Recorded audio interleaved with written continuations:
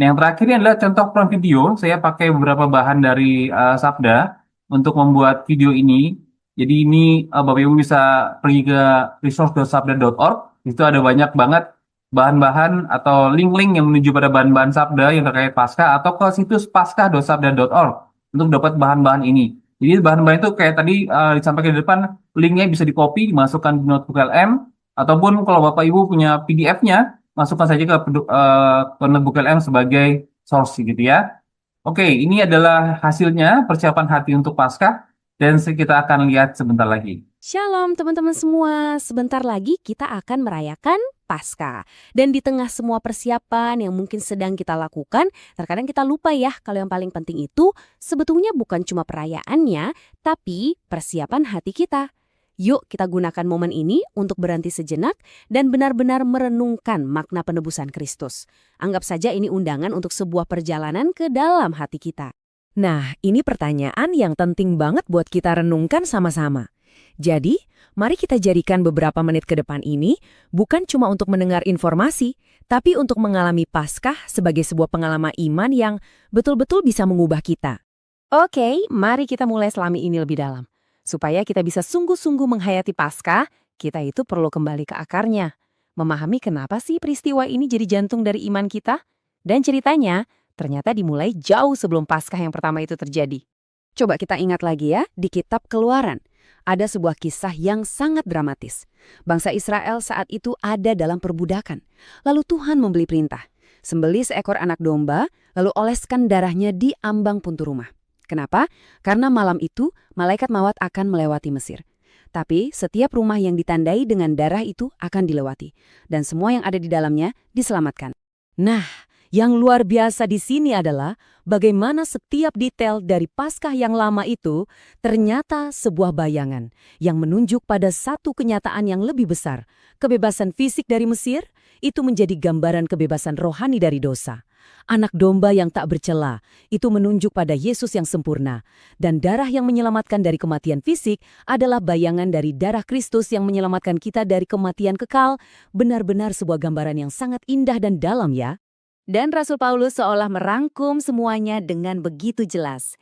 Kristus adalah penggenapannya. Dialah anak domba Paskah kita yang sejati yang dikorbankan satu kali untuk selama-lamanya.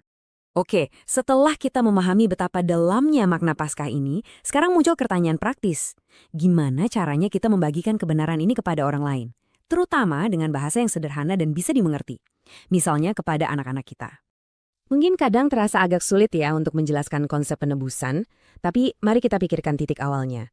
Tanpa kita paham apa itu dosa, pengorbanan Kristus di Jumat Agung nanti akan kehilangan makna yang sesungguhnya. Kita bisa jelaskan bahwa dosa itu bukan cuma sekedar perbuatan salah yang kelihatan. Dosa itu juga sikap hati kita, sebuah kondisi yang menciptakan jurang pemisah antara kita manusia dengan Tuhan yang Maha Kudus. Dan inilah masalah mendasar kita semua. Dan disinilah inti dari kabar baik itu bersinar paling terang. Karena kasihnya yang begitu besar, Yesus satu-satunya yang tidak berdosa, dengan rela mengambil tempat kita. Dia menanggung hukuman yang seharusnya jadi bagian kita, supaya jembatan antara kita dan Allah yang tadinya rusak bisa tersambung kembali. Jumat Agung memang terasa kelam, tapi ceritanya tidak berhenti di sana. Minggu Paskah adalah proklamasi kemenangan. Kristus telah bangkit, maut telah dikalahkan, kuasa dosa telah dipatahkan, dan melalui Dia, kita bisa kembali menjadi sahabat Allah. Inilah sumber sukacita kita yang sejati. Dan ini poin yang paling penting. Kebenaran Paskah itu bukan cuma untuk kita ketahui di kepala, tapi untuk dihidupi dalam setiap langkah kita. Pengetahuan ini harusnya membuahkan respons yang nyata dalam kehidupan kita sehari-hari, dalam keluarga kita. Ada banyak sekali cara loh untuk membuat makna Paskah ini jadi lebih hidup dan nyata, lebih dari sekedar ibadah di hari Minggu. Yuk kita lihat beberapa ide praktis yang bisa kita coba bersama keluarga atau di komunitas kita. Nah, aktivitas ini dengan luar biasa menggambarkan hati Kristus. Tepat sebelum penderitaannya, Yesus justru memberi teladan pelayanan. Melakukan ini di rumah bisa jadi pengingat yang sangat kuat.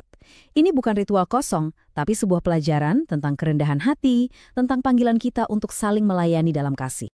Tentu saja, ada banyak cara lain. Mungkin dengan membaca kisah Paskah secara dramatis bersama keluarga. Atau ambil waktu teduh untuk menulis jurnal pribadi.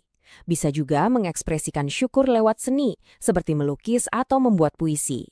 Kuncinya adalah menemukan cara yang paling bermakna bagi Anda dan keluarga untuk terhubung kembali dengan inti kisah Paskah.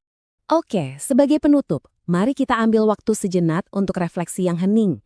Biarkan semua kebenaran yang sudah kita renungkan ini tidak hanya berhenti di pikiran, tapi betul-betul meresap ke dalam hati kita dan mengubah cara kita memandang hidup.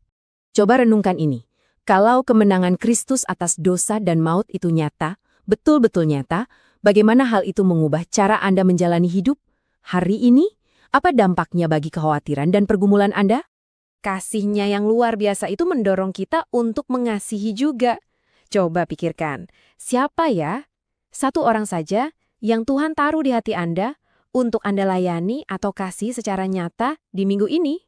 Di tengah gelapnya Jumat Agung, selalu ada harapan akan kemenangan. Inilah pesan Paskah yang luar biasa. Ingatlah selalu, sekarang memang hari Jumat, tetapi hari Minggu akan datang. Semoga kebenaran ini memenuhi hati kita semua dengan pengharapan dan sukacita yang baru. Selamat mempersiapkan hati menyambut Paskah.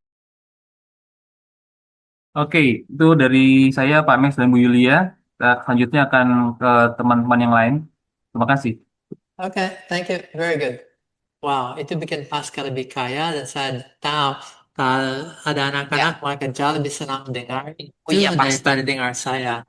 Tapi juga saya lihat beberapa hal yang lucu. Ternyata ada garpu dan sendok di zaman itu. Nah, ini AI yang ciptakan dan otomatis sempurna, tapi sesuai dengan data yang ada.